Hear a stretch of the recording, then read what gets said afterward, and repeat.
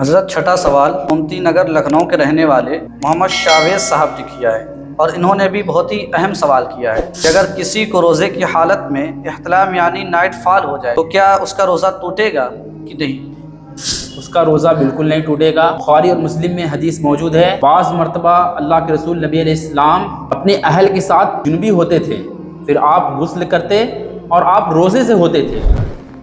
حضرت ساتواں سوال فیض آباد یو پی سے محمد عظیم صاحب نے کیا ہے کہ اگر کسی عورت کو روزے کی حالت میں حیض یعنی پیریڈز شروع ہو جائے تو اس کے روزے کا کیا حکم ہوگا؟ اس کا روزہ فوراً ختم ہو جائے گا، کیونکہ بخاری اور مسلم میں حدیث موجود ہے، اماں عائشہ فرماتی ہیں جو ہمارے روزے حیض کی وجہ سے چھوٹ جاتے تھے تو اللہ کے رسول بعد میں اس کو قضا کرنے کا ہمیں حکم دیتے تھے، لیکن نمازوں کی قضا کرنے کا ہمیں حکم نہیں دیتے تھے۔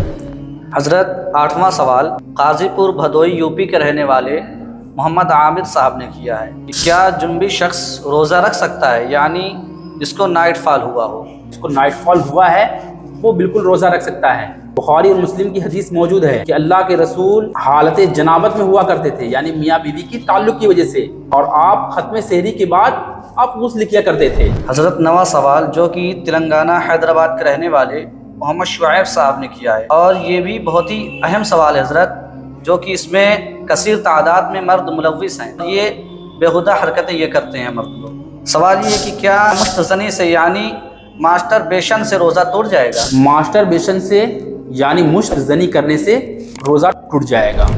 ناظرین، آج کی اس مجلس میں جتنی ہم نے باتیں کی ہے وہ تمام دلائل، وہ چاہے قرآن سے ریلیٹڈ دلائل ہوں یا احادیث مبارکہ سے ریلیٹڈ دلائل ہوں، وہ تمام دلائل آپ کو انٹرنیشنل نمبرنگ کے ساتھ آپ کو ڈسکرپشن میں ہم ڈال دیں گے، آپ اس سے رہنمائی حاصل کر سکتے ہیں۔ جو بھی آپ کے سوالات ہیں آپ ہمارے کمنٹ باکس میں سوال لکھیں، اور انشاءاللہ ہم اس پر پھر ایک نیا ویڈیو ہم آپ کے سامنے لے کر آئیں گے۔